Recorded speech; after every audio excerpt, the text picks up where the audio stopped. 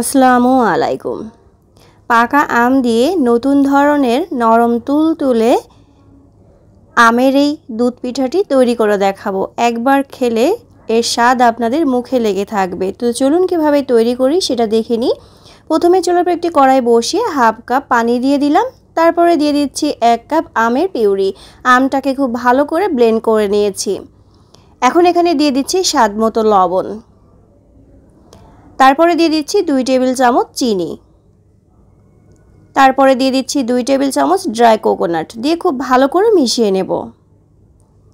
যখন একটু বলক চলে আসবে তখন এখানে আমি দিয়ে দিচ্ছি হাফ কাপ সুজি। সুজিটা দিয়ে খুব ভালো করে একটা ডো তৈরি করে নিতে হবে।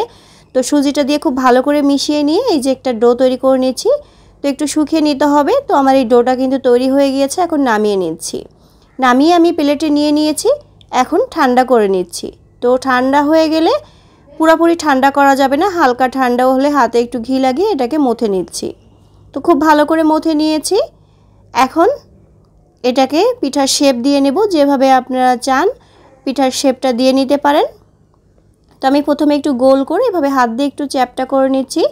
তারপরে একটা চামচ দিয়ে একটা ডিজাইন করে নিচ্ছি। তো আপনারা আপনাদের ইচ্ছা অনুযায়ী কিন্তু ডিজাইনগুলো করে নিতে পারবেন। তো আমি এরকম একটা ডিজাইন করে নিচ্ছি।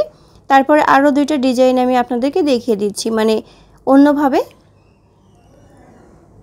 তো আমি সব পিঠার ডিজাইনগুলো এভাবেই করে নেব, যে এভাবে চামচের নিচের অংশটা দিয়ে এভাবে একটু চেপে চেপে দিলে ডিজাইন তৈরি হয়ে যাবে। তো আমি এইভাবে সব পিঠাগুলো কিন্তু বানিয়ে নেব।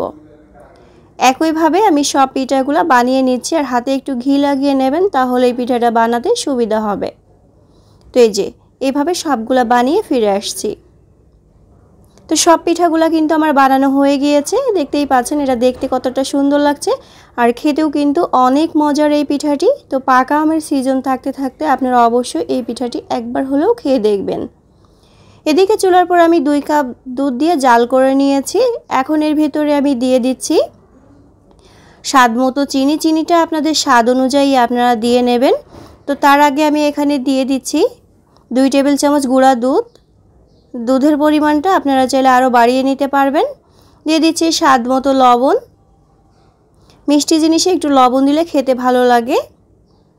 এখন চিনি দিয়ে দিলাম হাফ কাপ। চিনিটা আপনাদের স্বাদ অনুযায়ী আপনারা কম বেশ করে দিয়ে নেবেন। তো খুব ভালো করে এখন এটাকে একটু মিশিয়ে বলক তুলে নেব। আজকের রেসিপিটি যদি আপনাদের ভালো লেগে থাকে অবশ্যই পেজটাতে ফলো দিয়ে পাশে থাকবেন এবং ফ্যামিলি অ্যান্ড ফ্রেন্ডসের সাথে অবশ্যই শেয়ার করবেন। আর যারা এই ভিডিওটি ইউটিউব চ্যানেল থেকে দেখছেন অবশ্যই চ্যানেলটি সাবস্ক্রাইব করে পাশে থাকা বেল আইকনটি প্রেস করে দিবেন। তাহলে যখনই আমি নতুন কোনো ভিডিও দেব সবার আগে আপনাদের কাছে নোটিফিকেশন পৌঁছে যাবে। পিঠাগুলো দিয়ে খুবই আলতো করে এভাবে একটু মিশিয়ে দিচ্ছি। এখন 5 মিনিট এটাকে রান্না করে নেব। আর 2 থেকে 3 মিনিট পরে এভাবে উল্টিয়ে পাল্টিয়ে দিতে হবে পিঠাগুলো, যাতে করে সব পাশে খুব ভালো মতো সিদ্ধ হয়ে যায়। তো এই পিঠাগুলো আমার হয়ে গিয়েছে। এখন নামিয়ে নিচ্ছি। নামানোর পরে কিন্তু ঝোলটা আরও কিছুটা গাঢ় হয়ে যাবে। এখন একটা প্লেটে উঠিয়ে নিচ্ছি।